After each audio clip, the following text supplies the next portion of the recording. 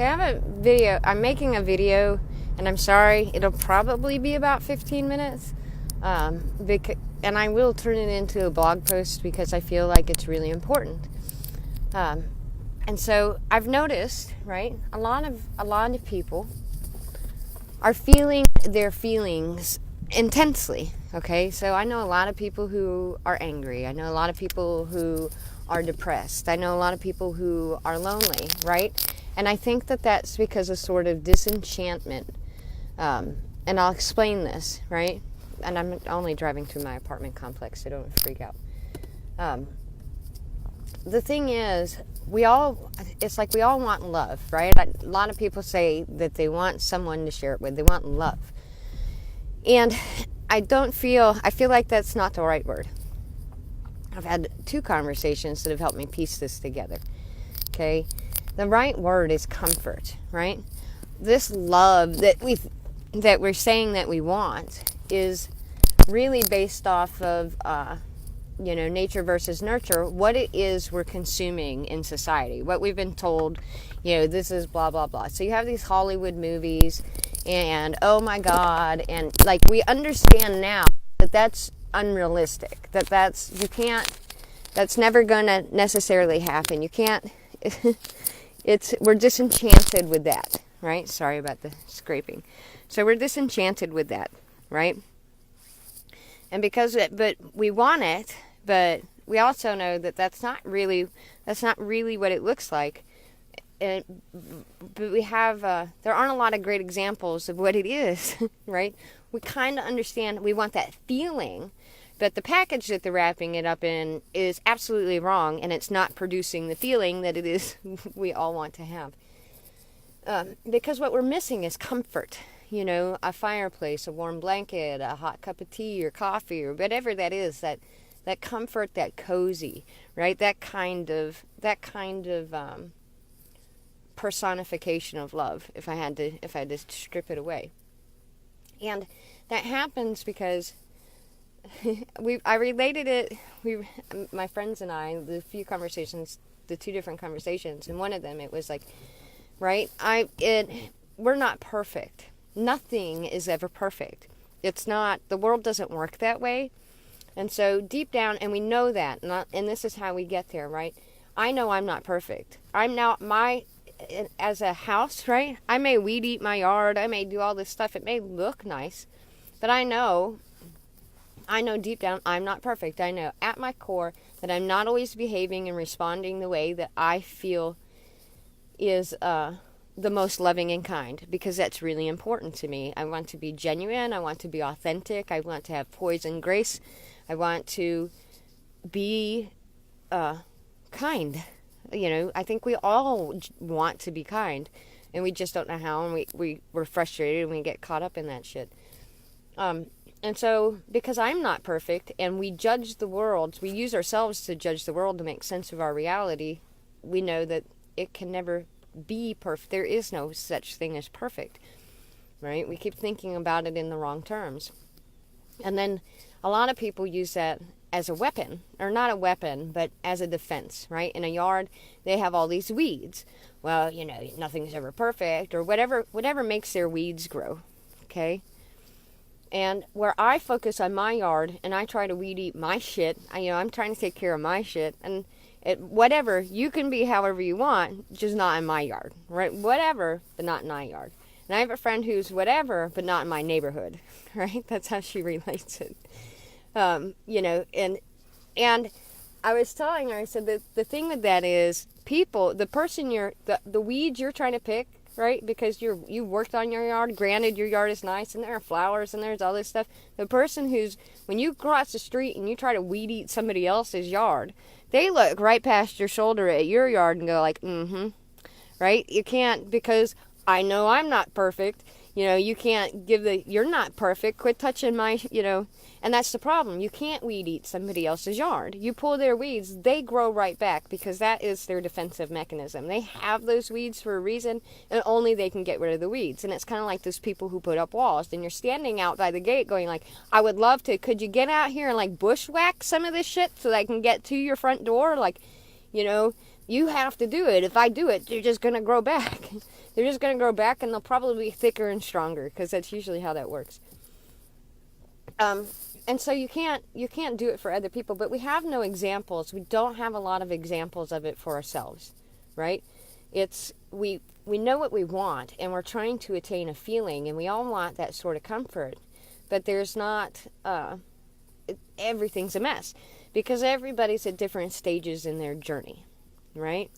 And because they're at different stages in their journeys, it takes all kinds of people. You're not ever going to have a pristine neighborhood. It doesn't work that way because not everybody is like me, right? Because if everything was perfect, everybody would be like me. I wouldn't have to guess. Well, how boring would that be, right?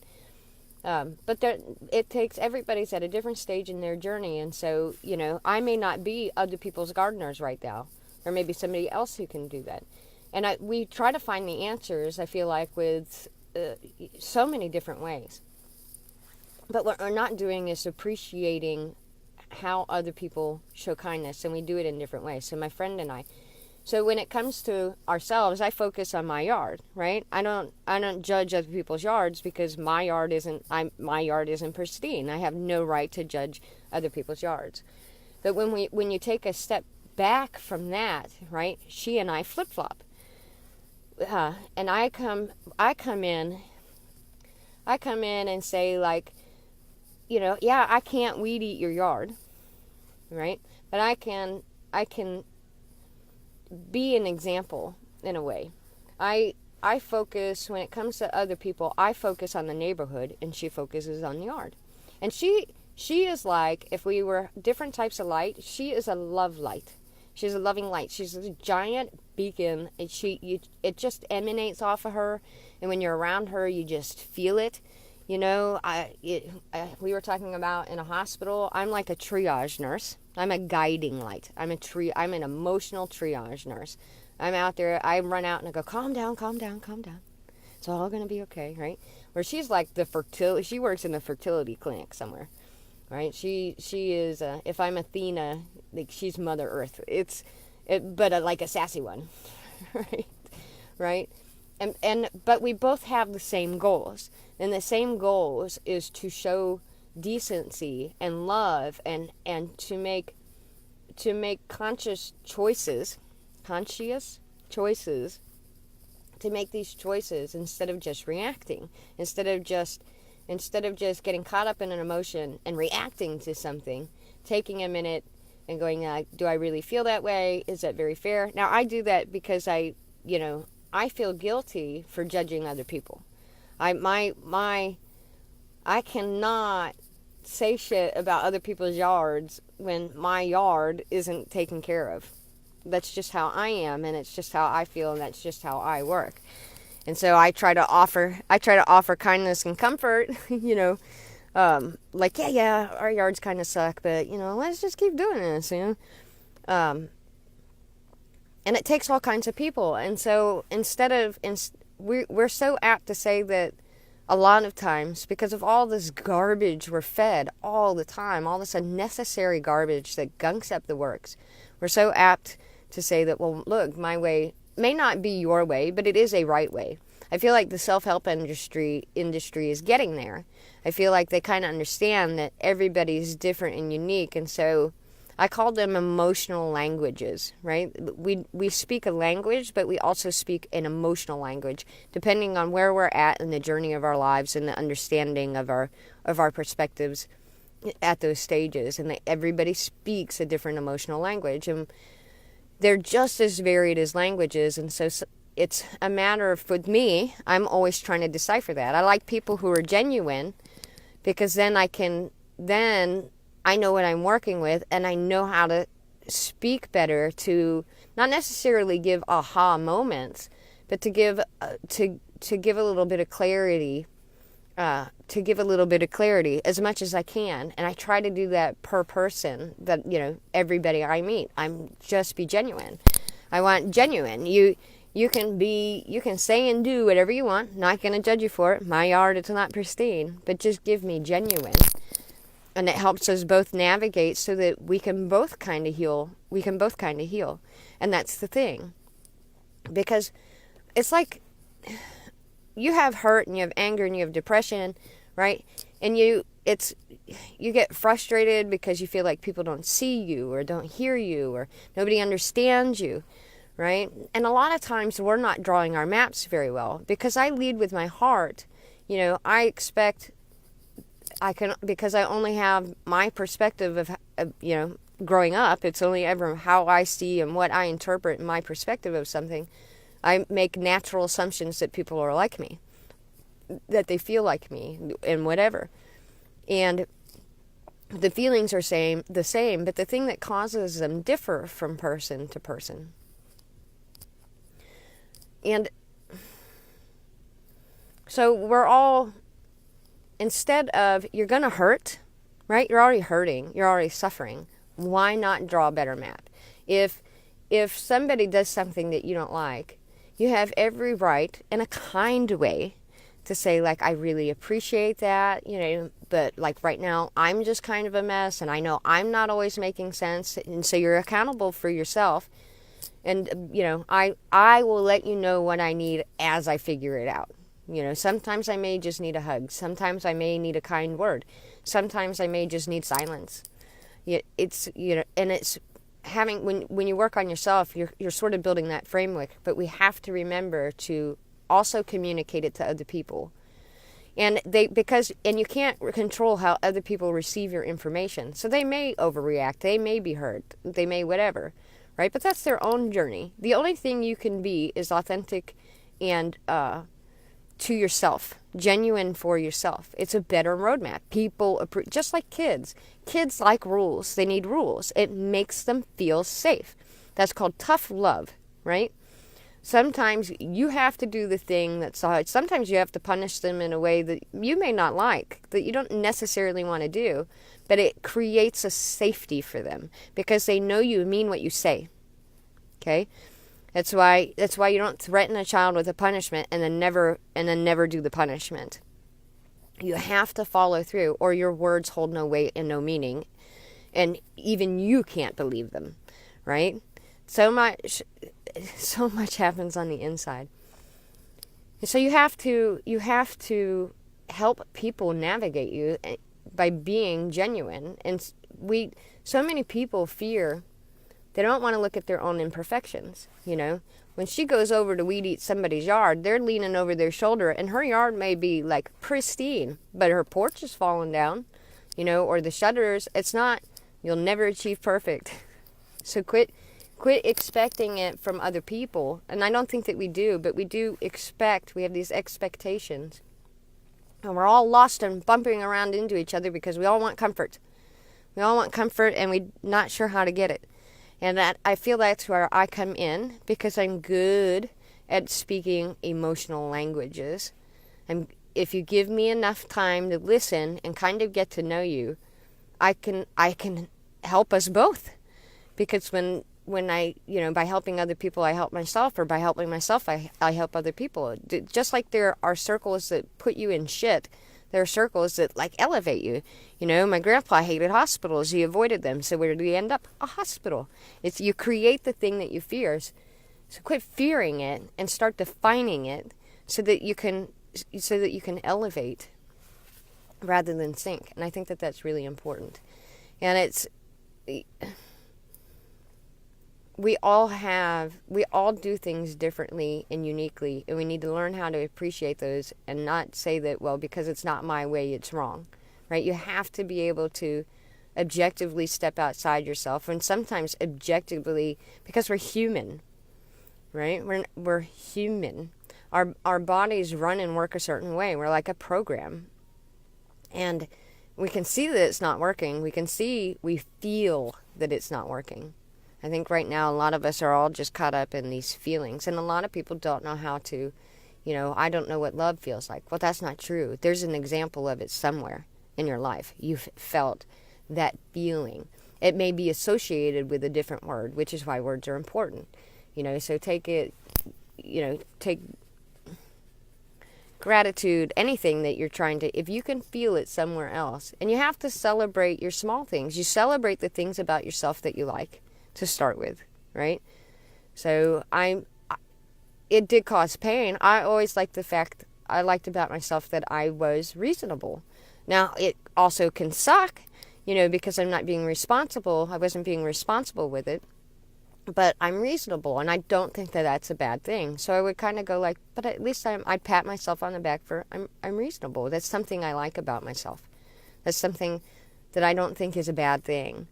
And give yourself what I call those like little small wins. You have to give yourself those small wins. That's a decent thing, or that's a beautiful thing, And if you can't do it for yourself, like in the other videos, then you do it for you sit down and think about your friends and what it is you admire about your friends. And once you can admire it in them, you can start to admire it in yourself, and everything sort of works like that. And it's sort of how you reprogram. Or not reprogram, just get all the muck out of the gears. All this shit we've been taught to think is what these words mean. Because a lot of us don't stop to think. When somebody says a word to me, I'm trying to understand what perspective they mean that word, because they're so, a lot like the movie in Arrival, right? A shape and how it means 50 million different things. We're like that too, but we try to keep it so linear. And you can control with words. You control your feelings, your emotions. Words and what you associate them with are very important. But we just use them so flippantly. We just assume that everybody knows how we mean them. And more than often, that's not the case, because everybody's so different. Because we've all had different experiences, and we all perceive the world from within ourselves and judge it against ourselves. That's what we use. And so we're not even being kind. We're not even being kind and comforting ourselves. And I think that's where that's got to start. And that's why you celebrate those wins. And you have got to give yourself a little bit of leeway. Yeah, maybe this time I messed up a little, but I'm aware of it, right? I'm aware of it now. So I'll try to, that's not who I want to be as a person. I can't wait for other people to stop and fix it for me. A long time, it's like, oh, I need somebody to show me. I need someone to help me. I need this stuff. And that's true, but not. I don't think that, sorry for the zipper. It doesn't get shown, right? It doesn't get shown. This is why it doesn't get shown. And I feel like my job is to give comfort, kindness. Comfort and kindness. Just be genuine with me, and it's healing. I won't judge you for it. And I think more people need to be that way, especially with themselves. Stop judging yourself. Stop being so hard on yourself, because it makes the world hard around you. Right? You have got to forgive yourself when you fail, because you can't be perfect. Accept the fact that there is no perfect. You will never achieve perfect. It doesn't work that way, right? But I also believe that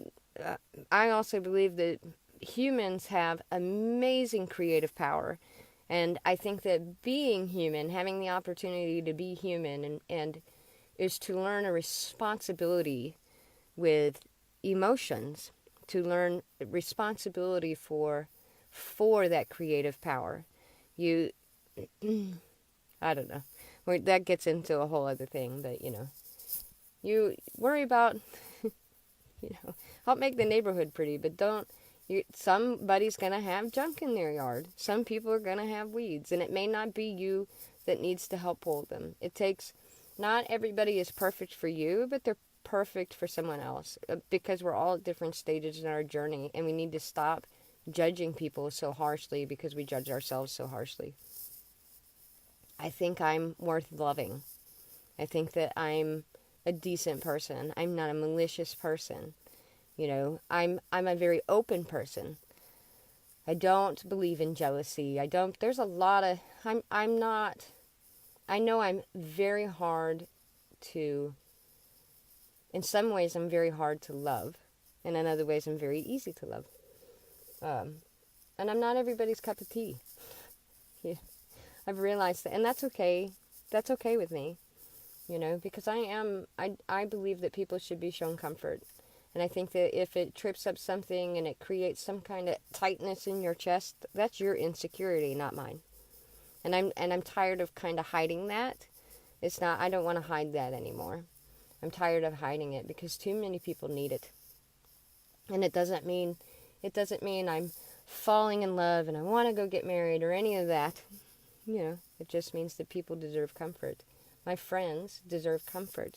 The people, and that's the thing. I would comfort the world if I could. I would hug the world if I could. But it's got to start somewhere. So I start with the people within my circle. And I that's really important to me. And so when other people try to control that in me, it stifles me.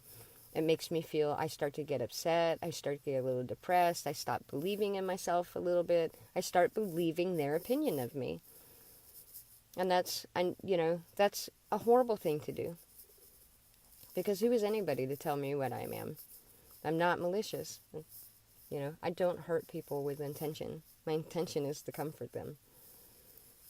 I don't know. But I'm sorry, it was 21 minutes. But I feel like that's really important. And it will be a blog post, but that one's going to take me, this is 21 minutes, and that's going to take me 2 to 3 hours. And I have work today, and I might be able to get to it tonight, but realistically, probably tomorrow. And I just wanted to get this out there because I feel like so many people need it. So, yeah, comfort. Let's go beyond. Let's do comfort. Let's show comfort. I think that would be really healing.